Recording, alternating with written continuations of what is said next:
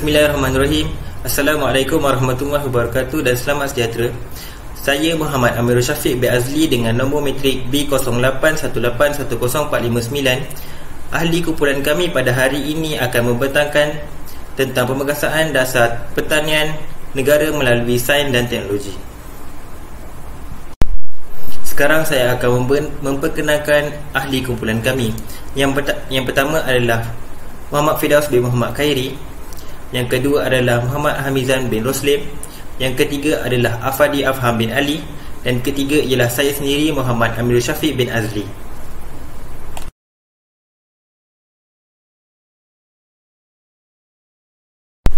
Untuk pendahuluan, penggunaan sains dan teknologi di Malaysia telah banyak memajukan sektor pertanian negara.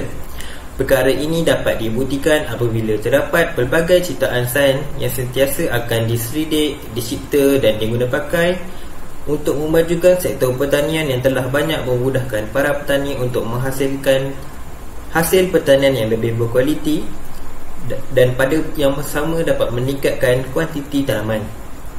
Seperti contoh, penemuan baja kimia telah membantu bidang pertanian negara dalam menghasilkan tanaman yang lebih berkualiti, memandangkan baja kimia dapat dihasilkan dalam masa yang singkat dan dengan kuantiti yang banyak. Seterusnya, dalam bidang teknologi pula, kebanyakan hasil petani kini mula menggunakan mesin jentera yang dapat menghasilkan hasil tanaman yang lebih banyak, di samping dapat menjimatkan tenaga dan masa. Penggunaan jentera mesin juga dapat mengurangkan bergantung harap terhadap tenaga buruh, memandangkan kebanyakan kerja pertanian memerlukan banyak tenaga kerja. Dengan bantuan sains dan teknologi, ia telah membuktikan telah banyak membantu meningkatkan kualiti pertanian negara yang telah menjadi salah satu tunjang ekonomi negara kita, iaitu Malaysia yang tercinta. Terdapat 4 objektif kajian kami. Yang pertama adalah untuk memastikan sektor pertanian sentiasa berkembang sejajar dengan wawasan negara untuk menjadi negara maju. Yang kedua, untuk menggalakkan serta mempercepatkan pembangunan pertanian di kalangan masyarakat tani. Yang ketiga adalah untuk mendorong para petani keluar dari menggunakan kaedah konvensional dan tradisional kepada kaedah yang lebih moden dan menjimatkan masa. Yang keempat, dapat melindungi industri pertanian dan makanan daripada ancaman perosak serta penyakit melalui penggunaan sistem biosecurity pertanian. Pada 12 Januari 1984, kerajaan telah mengeluarkan garis panduan kerajaan dan swasta untuk membangunkan sektor pertanian negara. Ini adalah untuk memaksimalkan pendapatan sektor pertanian melalui kecekapan dan keberkesanan pengembangan sumber-sumber negara untuk membagikan semula sumbangan sektor pertanian terhadap ekonomi negara. Tujuan garis panduan ini adalah tidak lain untuk memaksimalkan pendapatan pengusaha serta pekebun kecil melalui peningkatan daya pengeluaran untuk mengeluarkan kadar kemiskinan, kualiti hidup dan keluarga. Antara cabaran yang dihadapi kerajaan dalam DPN 1, DPN 2 dan DPN 3 ialah: yang pertama adalah ketidakstabilan harga komuniti, yang kedua adalah di luar kawalan, yang ketiga adalah sekatan perdagangan oleh negara pengimport komoditi, yang keempat adalah untuk menjaga kepentingan negara sendiri, yang kelima adalah kekurangan tenaga kerja, yang keenam adalah penghijrahan tenaga belia ke bandar, yang ketujuh adalah minat pelabur yang semakin berkurang berbanding sektor pertanian, yang ke-8 adalah penggunaan kaedah tradisional berbanding kaedah moden, yang ke-9 adalah tanah terbiar, yang ke-10 adalah kekurangan saiz tanah yang semakin berkurangan. Sekian, terima kasih. Assalamualaikum. Saya Muhammad Firdaus bin Muhammad Khairi, matrik nama BO81810071. Hari ini saya akan menerangkan 3 dasar pertanian utama. Dasar pertanian pertama, pada tahun 1984 hingga 1991, kerajaan lebih menekankan pembangunan sektor pertanian berkonsepkan ekspor. Kedua, penekanan dan ekspor dengan mengutamakan koko dan kelapa sawit. Kerajaan juga melabur dalam pembangunan infrastruktur dan pembukaan tanah baru. Dasar pertanian kedua, bermula pada tahun 1992 sehingga 1997. Tumpuan kerajaan pada kali ini lebih kepada pembukaan tanah yang sedia ada dan penekanan terhadap produktiviti dan kecekapan serta daya saing. Fokus kepada tanaman kelapa sawit, pembangunan pertanian ke arah penghasilan nilai tambah. Dasar pertanian ketiga bermula pada tahun 1998 sehingga tahun 2020. Kerajaan lebih memfokuskan kepada peningkatan daya saing ekonomi dan berkaitan liberalisasi perdagangan antarabangsa. Seterusnya, mengurangkan defisit dengan makanan, bekerjasama dengan negeri-negeri yang mempunyai daya saing. Penggunaan teknologi dalam pertanian moden di sini dapat kami senaraikan hanya 4. Pertama, sistem pengairan. Kedua, automasi ladang. Ketiga, sistem GPS. Keempat, kecerdasan pembuatan. Sistem pengairan di sini bermaksud pengairan yang lebih baik dengan membuat suatu pusat pemerhatian dan pemulihan sumber daya. Pada masa yang sama, kita perlu menyelesaikan masalah dalam melakukan penyediaan tanaman. Tidak lain tidak bukan, ini bagi meneruskan produktiviti dalam kesinambungan air berterusan. Seterusnya, automasi ladang. Automasi ladang adalah smart farming.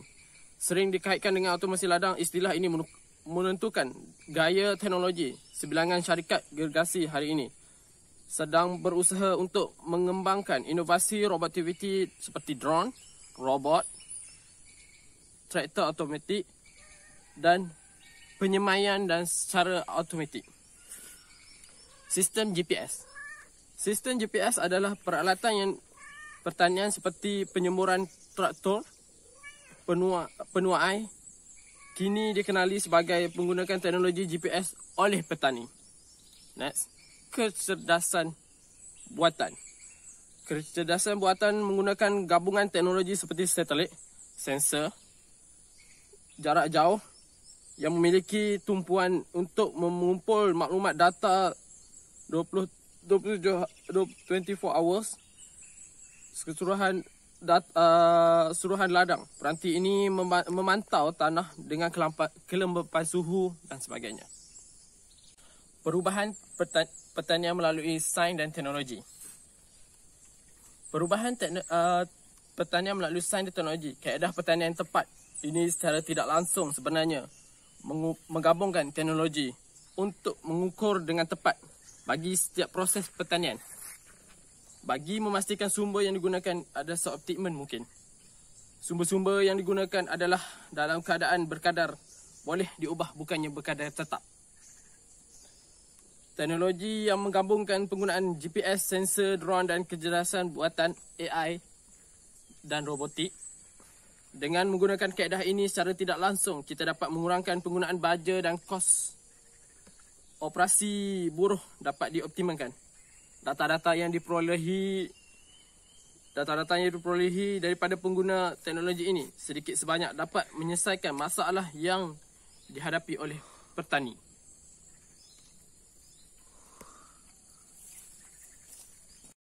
Assalamualaikum dan salam sejahtera. Nama saya Afandi Afan bin Ali. Hari ini saya ingin terangkan tentang beberapa jabatan yang bertanggungjawab dalam menguruskan pertanian di Malaysia. Salah satunya adalah Jabatan Pertanian atau DOA. DOA berfungsi memberi khidmat pengembangan dan pembangunan pertanian melalui pemindahan teknologi, berteraskan amalan pertanian baik di sepanjang rantaian nilai bagi meningkatkan pengeluaran dan pendapatan serta memastikan pengeluaran bahan makanan yang mencukupi, berkualiti dan selamat dimakan. Selain daripada itu, DOA juga membimbing dan mewujudkan pengusaha pertanian progresif bagi meningkatkan produktiviti ladang dan pengeluaran pertanian negara, serta mewujudkan kumpulan tenaga yang terlatih dan mahir untuk keperluan industri pertanian. DOA juga bertanggungjawab melindungi tanaman industri dan makanan daripada ancaman perosak. dan rosak dan penyakit melalui program perlindungan tanaman dan perkhidmatan biosecurity tumbuhan serta menentukan keluaran hasil-hasil tanaman makanan yang berkualiti dan selamat serta memelihara alam sekitar. DOA juga mengawal bahan-bahan tanaman dan bahan jana plasma negara daripada dibawa keluar negara dan terancam pupus. Okey, jabatan yang seterusnya adalah Jabatan Perkhidmatan Veteriner atau DBS. DBS bertanggungjawab mengawal, mencegah dan menghapuskan penyakit haiwan dan zoonotik. Selain daripada itu, DBS juga mengawal selia pengeluaran ternakan, hasil ternakan dan makanan haiwan dalam negara. DBS juga menjalankan pemeriksaan daging, susu, telur, makanan haiwan, rumah sembelih dan loji pemprosesan hasilan haiwan serta mengawal import dan ekspor ternakan dan hasil haiwan dan perkhidmatan kuarantin. DBS juga menyediakan latihan bagi industri ternakan dan haiwan peliharaan. DBS juga melakukan aktiviti pengembangan pengeluaran ternakan dan kesihatan haiwan serta kesihatan awam, veteriner serta penyelidikan penyakit haiwan dan sumber genetik haiwan. DBS juga mengawal kebajikan haiwan dan pemeliharaan bahan genetik haiwan. Okey, selain itu terdapat juga Jabatan Institut Penyelidikan dan Kemajuan Pertanian Malaysia iaitu MARDI. MARDI ditubuhkan mengikut Akta Institut Penyelidikan dan Kemajuan Pertanian Malaysia 1969. Peranan utama MARDI adalah menjana teknologi dan inovasi pertanian dan industri asas tani yang inklusif dan berdaya saing ke arah kesejahteraan masyarakat serta memperkukuhkan sistem penyampaian teknologi dan perkhidmatan untuk meningkatkan produktiviti sektor agromakanan. MARDI juga membangunkan agropreneur dan industri asas tani yang berdaya saing. Cekap PAN model moden dan global.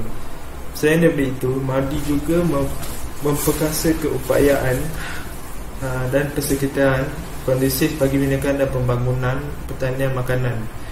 MARDI bertekad untuk menghasilkan teknologi wajar, mampan dan berdaya maju serta menyediakan kepimpinan teknologi kepada pelanggan yang terlibat dalam pembangunan sektor makanan dan pertanian dengan penuh dedikasi dan profesional.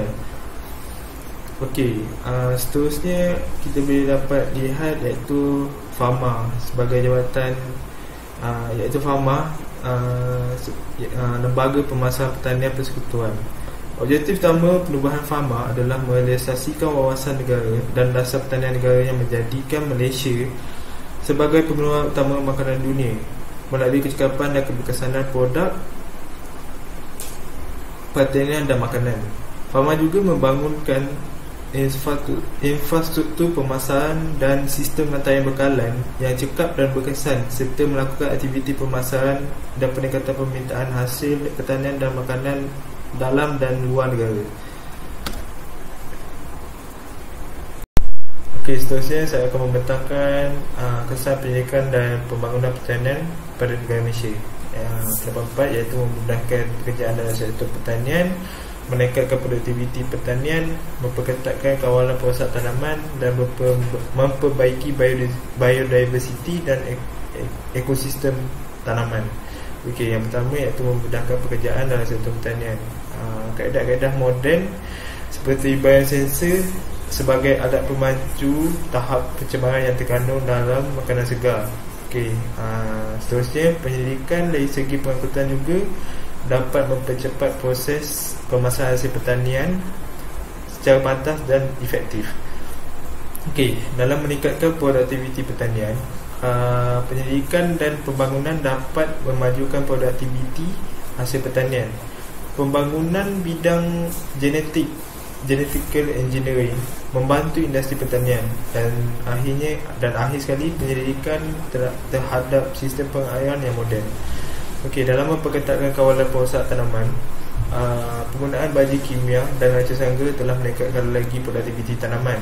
Penemuan bahan baru pestisida yang lebih berkesan untuk melawan serangga perosak dan lain-lain. Okey, akhir sekali iaitu memperbaiki biodiversiti dan ekosistem tanaman. Okey, dalam poin ni boleh dikatakan penggunaan kaedah mekanikal yang masalah membantu memelihara alam sekitar dan menjamin kualiti ekosistem seperti penanaman pokok yang banyak dapat menyerap karbon dioksida. Okey, seterusnya penanaman semula dengan kaedah pembenihan yang moden dapat membantu keseimbangan ekosistem. Okey, nama saya Muhammad Mizan bin Roslim, metrik number B0818101042. Okey, saya akan menyambung tentang slide cabaran pertanian. Cabaran yang pertama yang dihadapi adalah tahap penggunaan jentera moden dalam mentransformasikan sektor pertanian. Kedua, tahap pengeluaran yang tidak mencukupi untuk memenuhi permintaan pasaran yang tinggi. Ketiga, berdepan dengan masalah bencana alam yang tidak menentu. Keempat pula, berdepan masalah kekurangan tenaga buruh dalam sektor pertanian. Kelima, badan kerajaan perlu mewujudkan satu pengawalan harga yang tetap kepada pengusaha untuk memastikan periuk nasi petani terjamin. Keenam, berdepan dengan isu kenaikan harga makanan utama seperti padi, gandum, jagung dan kacang soya. Okey, isu pertanian di Malaysia. Amalan pertanian dahulu hanya untuk menyara periuk nasi sendiri dan keluarga. Tetapi kini pertanian sudah beralih arah kepada wasilah komersial untuk dijual sebagai salah satu punca pendapatan yang merupakan lubuk perniagaan. Bidang usaha sama dalam sektor pertanaman, ternakan, industri asas tani dan perkhidmatan. Pertanian kini dijalankan secara komersial dan berpandukan kepada skala komersial dengan penggunaan teknologi moden. Sektor pertanian perlu terus berkembang pesat walaupun kekangan kos pengeluaran, kekurangan tenaga kerja ladang, serangan racun, serangan angga perosak dan penyakit serta harga pasaran yang tidak menentu. Okey, seterusnya penyelesaian kepada isu pertanian negara. Badan kerajaan perlu mewujudkan satu inisiatif kepada golongan pertanian untuk memasarkan produk tanaman negara. Seterusnya, mewujudkan satu organisasi berkanun untuk tenaga buruh dalam sektor pertanian. Seterusnya, harga kawalan hendaklah diwujudkan oleh badan kerajaan dari semasa ke semasa supaya tiada isu kenaikan harga makanan asas. Keempatnya, mewujudkan satu dana bantuan untuk penggunaan jentera mengikut sektor pertanian. Kelima, melihatkan tahap pengeluaran dengan mengikut tahap permintaan pasaran. Keenam, menghususkan suatu tempat yang sesuai dengan tanaman negara yang membolehkan penghasilan tanaman yang berkualiti tinggi. Seterusnya saya akan menyambung dengan hala tuju pertanian negara pada masa hadapan. Bagi menjamin kelangsungan pembangunan negara, kerajaan juga telah mengubah beberapa dasar yang berkaitan dengan suatu sektor ekonomi seperti Pelan Induk Perindustrian, ketiga PIP3 dan Dasar Pertanian Negara. Pada dasarnya, teras dasar kerajaan hanya untuk meningkatkan pengeluaran pertanian termasuk penerokaan, sumber pertumbuhan baru dengan penyertaan sektor swasta yang lebih besar. Ia juga ingin memperkukuhkan pemasaran dan rangkaian global. Seterusnya dia ingin meningkatkan pendapatan pekebun kecil dan petani serta menambah baik sistem penyampaian perkhidmatan. Seterusnya, dalam ekspor pertanian pula, pertanian negara akan meningkat kerana penggunaan produk berasaskan pertanian. Keduanya, penanaman hidroponik juga meningkatkan disebabkan kekurangan tanah yang pada masa kini. Ketiga, industri anyaman dan kraftangan kini menggunakan pertanian. Keempat, Malaysia juga dijadikan sebagai pusat makanan halal antarabangsa. Untuk rancangan negara pula, kerajaan ingin menambahkan kawasan pengeluaran agro makanan. ia juga ingin meningkatkan industri asas tani. Ia juga mempelbagaikan sumber pendapatan golongan sasar. Keempat pula, ia ingin meningkatkan keupayaan pemasaran dalam dan luar negara. Kelima, meningkatkan pematuhan piawaian dan kualiti antarabangsa.